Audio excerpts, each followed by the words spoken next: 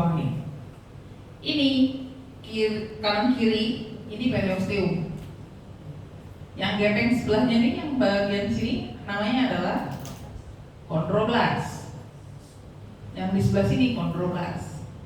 Kalian gambar isogenous group, kasih nama sel, territorial matrix, dan namanya itu yang satu kumpulan isogenous group, itu udah ada 3 loh.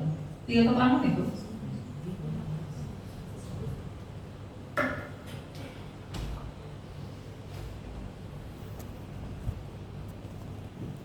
Terus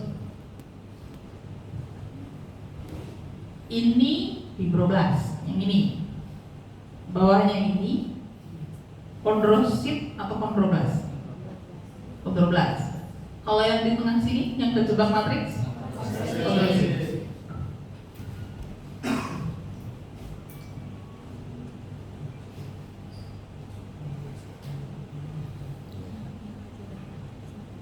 Nih bagian yang ini saya geser sedikit.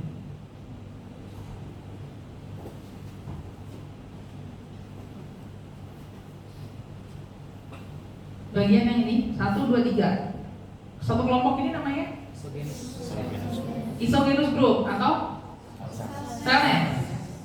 Tempat dia tinggal namanya lacuna. Kalau yang pipi ini adalah chondroblast.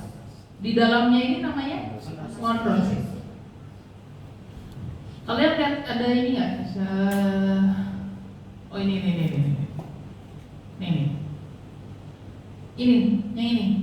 Yang ini dan sebelahnya. Bukan chondrositnya ya. Ini loh. Sama sebelahnya. Matriks yang baru dibentuk ini namanya adalah territorial matrix.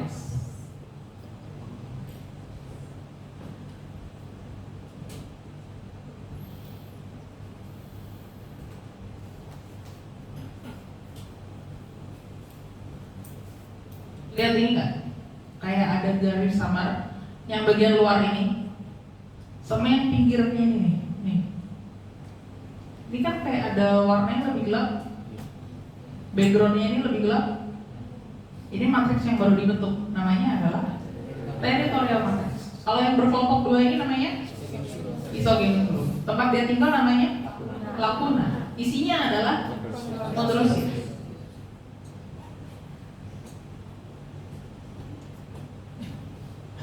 Ini kartilago hialin. Dah selesai. Gitu doang.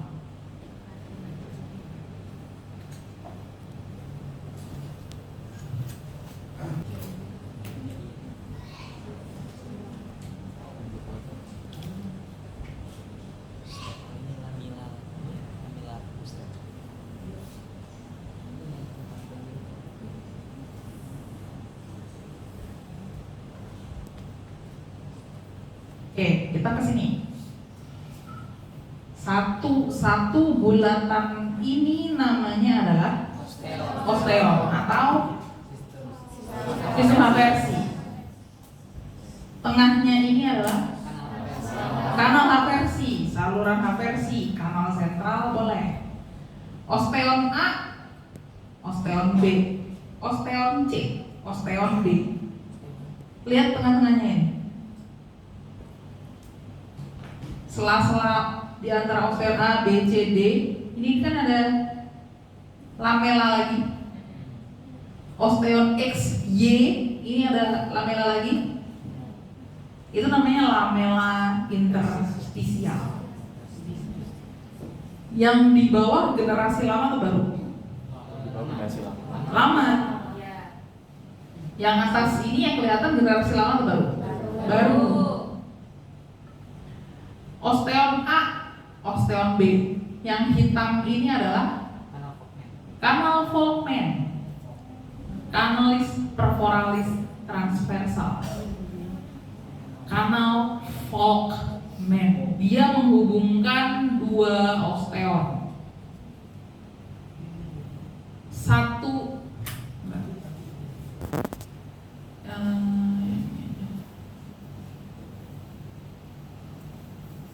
nih, yang tengah ini tadi namanya Kanal reversi, kanal sentral. Satu bulatan ini namanya adalah lamela. Lamela tok boleh, lamela reversi boleh. Hitam-hitam yang kayak laba-laba di tengahnya ini adalah osteosit. Tempat dia tinggal namanya adalah, tempat dia selonjor kakinya adalah. Udah pintar kalian. Tapi kok masih salah jawab cartilage hyalin dan osteon tadi? Oke. Osteon A, osteon B. Yang hitam ini adalah kanal foramen. Osteon A, osteon B. Yang hitam ini adalah kanal foramen. Osteon A, osteon B. Yang di tengah-tengah ini adalah lamela interstisial. Dah selesai. Pintar kalian. Nah, bagian yang saya tandain ini adalah zona osifikasi. Dia pusat osifikasinya ada di situ. Kita cocokkan karena yang punya referensi kita. Yang bagian atas ini osifikasi. Yang sebelah sini osifikasi. Yang sebelah sini osifikasi. Saya nggak tahu ini embrionya berapa minggu. Kalau yang digambar itu dia 14.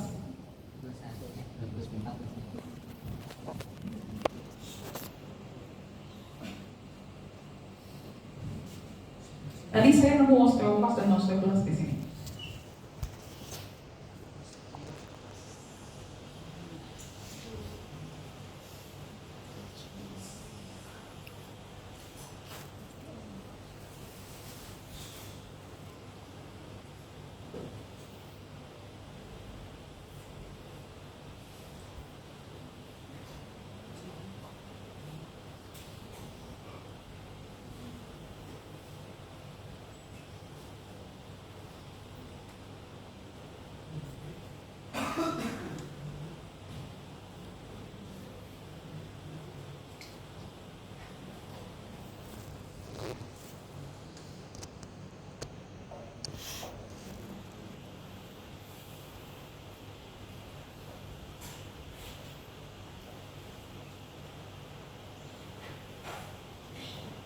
Nah, ini dia. Yang bagian tengah ini nanti akan jadi bone marrow. Terus di dalamnya itu isinya sekarang masih osteogenic stem cell. Kalau yang mesenchymal stem cell itu dia di bagian atasnya sini, bukan yang bagian ini.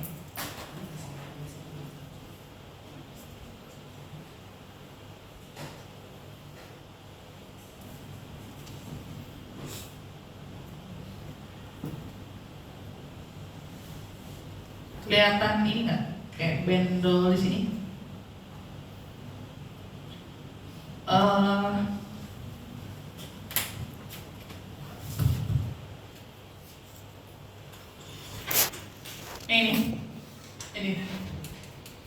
Ini. Kalian lihat ini hitam-hitam di sini. Yang tipis kecil ini osteoblast. Kalau osteosit itu yang di dalamnya sini. Nih, ini osteosit. Kalau yang ini di pinggir dia osteoblast. Terus lihat nggak ada gradasi warna ini? Ini dan ini, atasnya nih. Data warnanya beda, mana yang lebih kuning? Bawah atas? Yang bawah lebih putih atau kuning? Yang putih ini adalah osteoid, matriks tulang yang baru terbentuk. Kalau yang atas ini udah osifikasi. Ini osteosit. Yang hitam ini osteoblast. Yang besar ini osteoklas. Nanti dia keisi tuh. Setelah osifikasinya selesai, Rongga tengah itu akan diisi oleh sumsum tulang.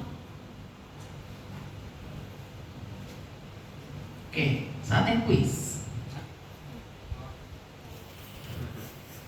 Kita tebak-tebakan. Yang saya tunjuk ini adalah osteosit. Kalau yang ini isinya apa nih? Osteogenic stem cell. Bone marrow-nya belum ada. Terus yang besar-besar di pinggir ini adalah osteoblast. Kalau yang hitam di dalam ini namanya adalah osteoblast. Kalau ini ada gradasi warna yang kuning dan rada putih. Yang ini yang putih ini adalah apa namanya? Osteoid. Ini nih. Yang ini warna ini namanya adalah osteoid. Kalau yang mati di dalam ini namanya adalah mati apa sih? Ada ruangan ini namanya adalah ini. Yang terjebak di dalam ini namanya apa? Osteosit. Mesenchymal stem cell yang ini nih. Nih. Pinggir nih. Ini mesenchymal stem cell nih. Kalau yang di sini dia udah jadi osteogenic stem cell. Kalau mesenchymal di sini. Di sininya. Bukan yang ini cartilago. Ini di sini. Ini kan cartilago. Lacuna chondrocyte.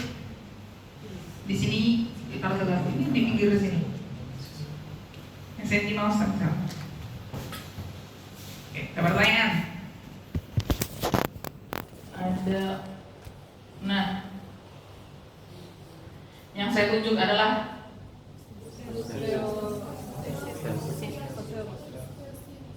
yang gepeng di pinggir ini adalah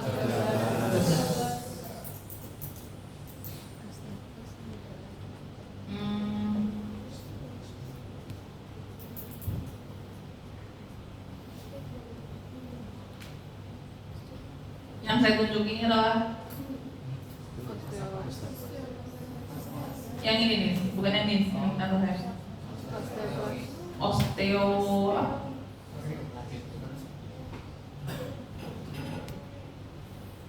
Oh ini, yang ini aja. Yang saya tunjuk ini adalah osteoblast. Yang saya tunjuk ini adalah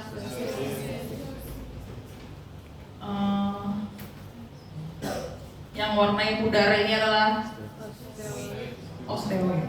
Oke. Dah. Ini jaringan pakai ini.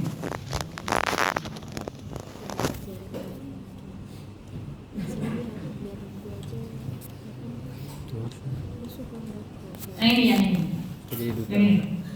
Ini mesenkim. Ini mesenkim. Yang ini jaringan ikat, ini mesenkim. Pokoknya dari mana bu? Arah ukuran sel dan juga arahnya. Oh ini. Lihat ini, highlight. Ini osifikasi nih. Tapi saya nggak tahu dia akan jadi tulang apa.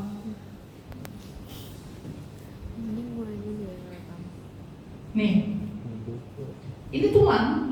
Yang padat ini tulang. Di dalamnya ini isinya adalah mesenchymal stem cell. Ini mesenchym. Yang ukurannya besar, lihat ini ukurannya besar, ada di pinggir. Ini osteogenic stem cell. Saya nggak tahu itu mau jadi osteoblast atau bukan. Tapi yang di luar ini mesenchymal stem cell.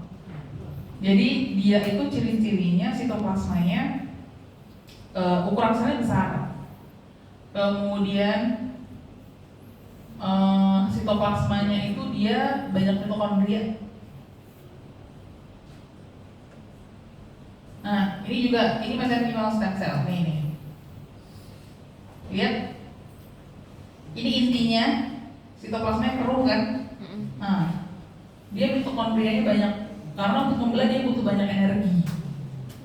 Dan juga untuk pembelahan dia menyimpan banyak sekali protein di dalam retikulum endoplasma. Jadi sitoplasmanya warnanya keruh, ukuran selnya gede. Ini matriksnya, ini matriks. Yang warna putih ini matriks, ini selnya. Terus ini inti selnya warnanya gelap, dikelilingi oleh sitoplasma yang warnanya keruh, ungu keruh. Ini mesenkim. Saya nggak tahu ini embrio umur berapa, tapi tadi saya udah lihat klasifikasi.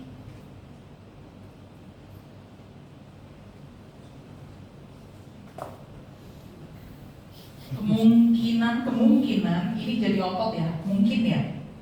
Ini jadi otot. Kalau ini mungkin orang biologi mungkin yang lebih paham. Yang ini akan jadi otot nih. Ini jadi otot. Terus tadi yang bagian kita lihat ada osifikasi itu nanti jadi tulang. Terus ini 1, 2, 3. Titik ini tempat paling gampang diidentifikasinya sel mesenkim. Ini juga nih, ini sel mesenkim nih isinya. 1, 2, 3 nih. Ada pertanyaan? Oke, jika tidak ada lanjut lagi. Kita ke osifikasi. Ini osifikasi endokondral, embrio, saya nggak tahu umur berapa. Ayo, yang mana osifikasinya? A, B, C. C.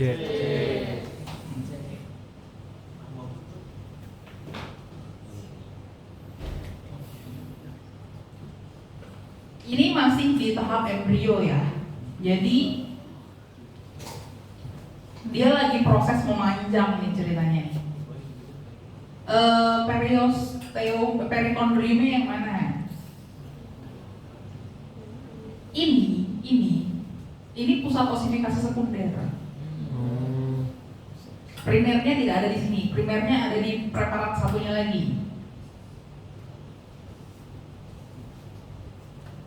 Kalian tahu kan bentuk tulang yang dia bilang bagian atasnya itu? Nah, ini nih atasnya nih.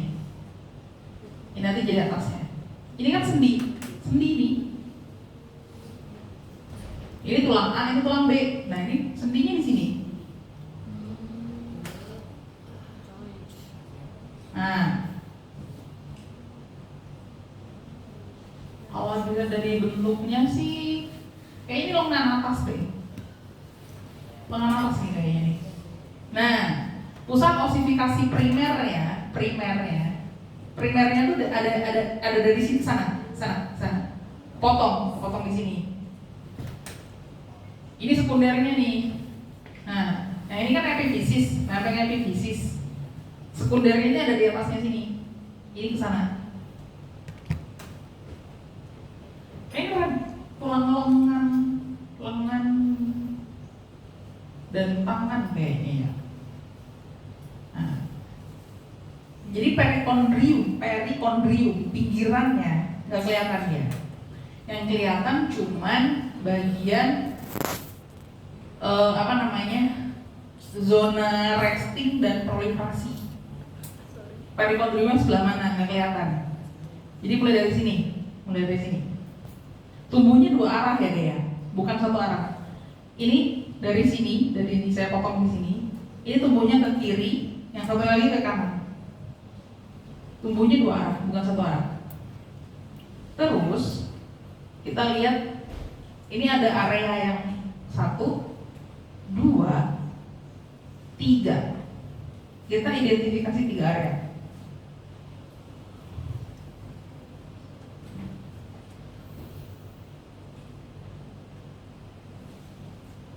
Yang gepeng ini zona proliferasi, zona pembelahan.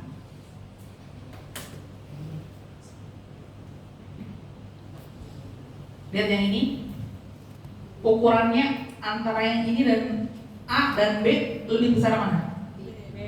B. Yang B ini bagian mulai dari sini. Itu namanya zona hipertrofi, zona maturasi, zona pematangan. Lalu dia membuat matriks. Jadi pada yang gepeng ini, zona proliferasi, dia fokusnya adalah membelah, bukan bikin matriks. Apakah dia produksi matriks? Ya, sangat sedikit. Yang hipertrofi, maturasi, pematangan, fokusnya adalah membentuk matriks, kejar target. Jadi dia ukurannya harus gede untuk mengejar target produksi matriks. Terus dia hidup di dalam apa namanya? Tempat dia hidup namanya apa? Lakuna. Karena dia bikin matriksnya ini kondrosit blast, sit blast, kondrositnya ini nanti lama-lama dia mati. Jadi di bagian ini, kalian lihat ini ada lakuna kosong nih. Kondrositnya udah mati. Namanya zona degenerasi. Kondrositnya mati. Kenapa dia mati? Ini kan barang keras kan. Meskipun belum diisi kalsium, tapi dia udah padat. Tidak ada pembuluh darah yang bisa nembus dinding matriks ini. Jadi dia kekurangan nutrisi, kekurangan oksigen, akhirnya dia mati. Saat dia mati, ini nih yang hitam-hitam ini campuran osteoblast dan osteosit. Yang udah nempel di dalam ini osteosit, yang masih melayang-layang di sini adalah osteoblast. Habis degenerasi zona apa? Kalsifikasi. Mulai deposisi kalsium. Tapi belum jadi tulang. Baru masukin kalsiumnya aja. Ini patokan dari sini. Ini tadi lakuna kosong. Harusnya isinya apa? Harusnya lakuna kosong ini harusnya diisi oleh kondrosit. Yang di sini ini adalah osteoblast. Kalau yang di dalam ini adalah osteosit. Yang banyak osteoblastnya ini zona kalsifikasi. Yang sudah ada osteosit terjebak di dalam matriks ini adalah zona osifikasi. Osteoblast itu kan tugasnya adalah memproduksi matriks sebanyak mungkin kan. Lalu dia akan terjebak di dalam matriksnya itu sendiri, berubah menjadi osteoblast, memproduksi matriks sebanyak mungkin. Kemudian dia terjebak di dalam matriksnya sendiri, berubah menjadi osteosit. Ada pertanyaan? Enggak ada? Oke.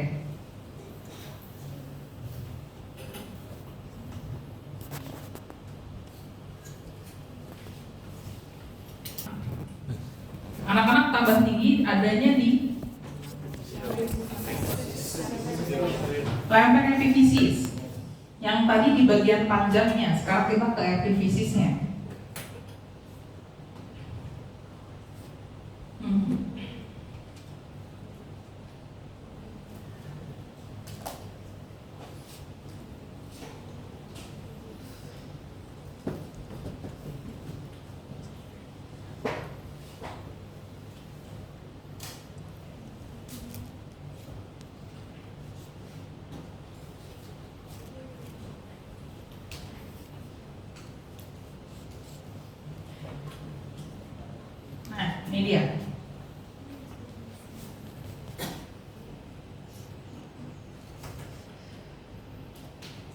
Zona restingnya nggak kelihatan karena dia ujungnya udah nggak ada.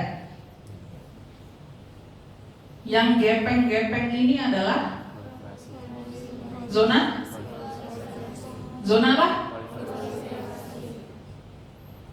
1, 2, 3. Yang tidur silakan keluar dari lab saya. Silakan keluar. Silahkan keluar.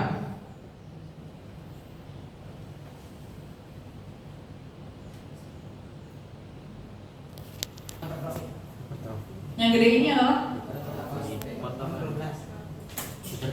zona apa yang besar ini? Oke.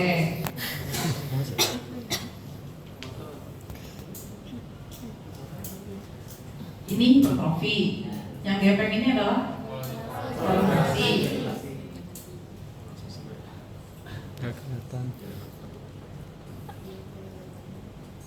Kita cari ini.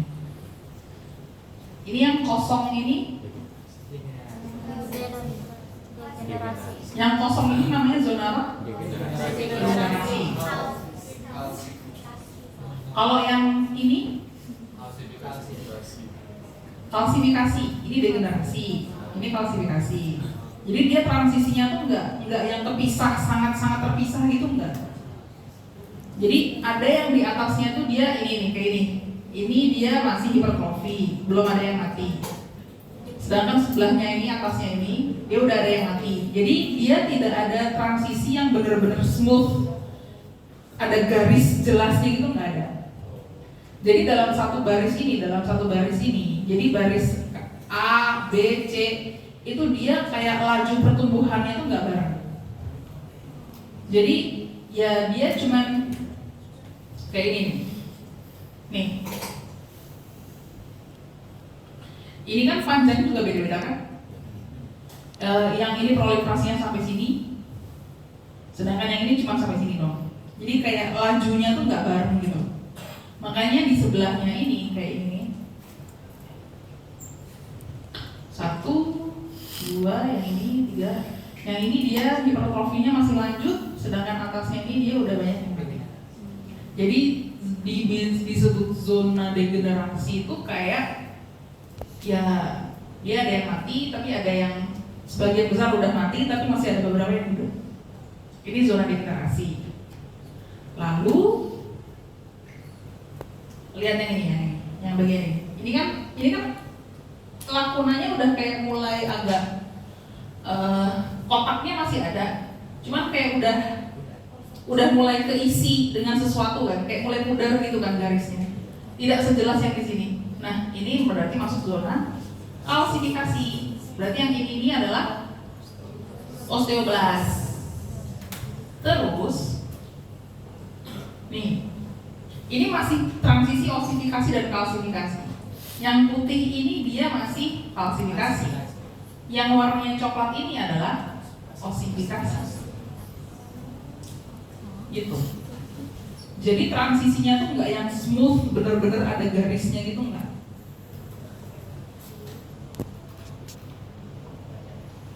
Dari sini ada pertanyaan. Setelah osteoblast sudah menyelesaikan tugasnya, dia kan terjebak di dalam matriksnya sendiri, berubah menjadi osteosit.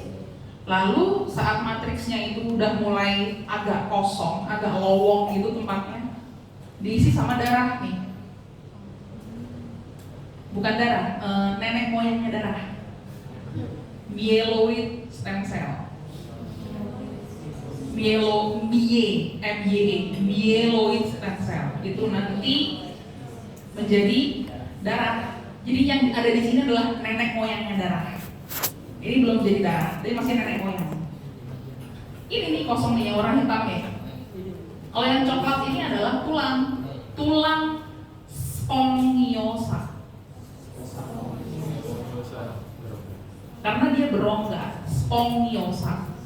Kalau yang ini yang padat, tulang kompakta. Kalau yang pembungkusnya ini, jaringan ikat ini namanya adalah periosteum. Ada pertanyaan dari sini? Nggak ada. Terakhir, dasar. Ada jaringan ikat padat, jaringan ikat longgar. Ada jaringan ikat padat reguler, ada yang irreguler. Kemarin kita udah belajar kartilago, hialin, elastin, sama fibrokartilago. Ini fibrokartilago. Bentuknya ada yang keriting, ada yang lurus. Prinsipnya sama. Lihat arah pertumbuhannya, satu arah. Tidak saling silang begini kan. Yang ini, bukan yang ini, tapi yang ini. Tumbuhnya satu arah, keritingnya satu arah, ya kan? Reguler, irregular. Reguler, rapi, tumbuhnya satu arah. Tadi pembungkus tulang itu namanya apa? Periosteum. Ini tendon. Ini otot skelet. Ini tendonnya. Ini yang bolong-bolong jaringan lemak. Kenapa dibungkus kenapa disambungkan dengan jaringan ikat? Keras kelembek karena jadi butuh jaringan ikat. Ada yang lain? Keras kelembek butuh jaringan ikat, make sense. Ada lagi?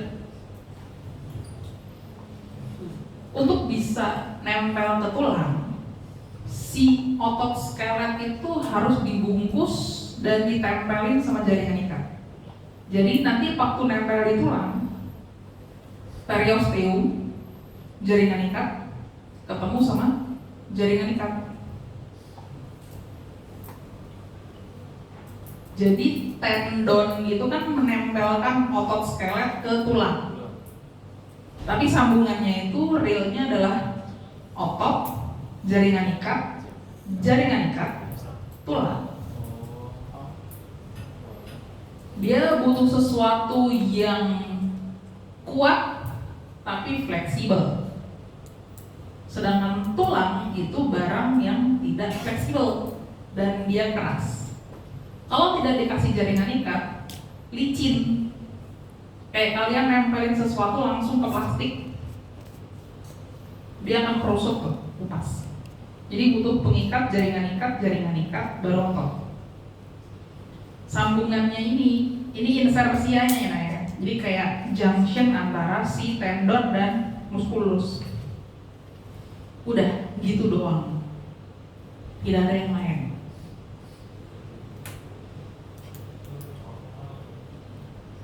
Kalau saya ngajar anak S2 itu dia nyebut, saya sebutin tuh, kenapa sih harus ketemunya sama jaringan ikat?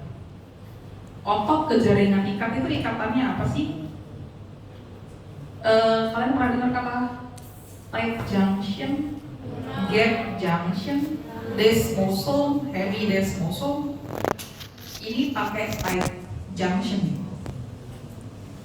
Tight junctionnya tidak satu kali tiga. Jadi bawah ada, tengah ada, atas ada. Terus nanti yang di bawah sama bawahnya itu pakai heavy desmosome. Jadi heavy desmosome-nya 2, tight junction-nya 3. Itulah kenapa otot kita tuh jadinya kuat banget, nempel ke tulang, nggak mungkin lepas. Dan perlekatannya ke tendon juga kuat banget, nggak mungkin lepas. Kecuali memang dipaksa untuk lepas, misalnya kayak cedera. Sekuat-kuatnya tubuh manusia kan punya batas kemampuan kan. Jadi kalau dipaksa melakukan sesuatu yang di luar batas kemampuannya, dia pasti cedera. Itu baru lepas. Ada pertanyaan dari sini?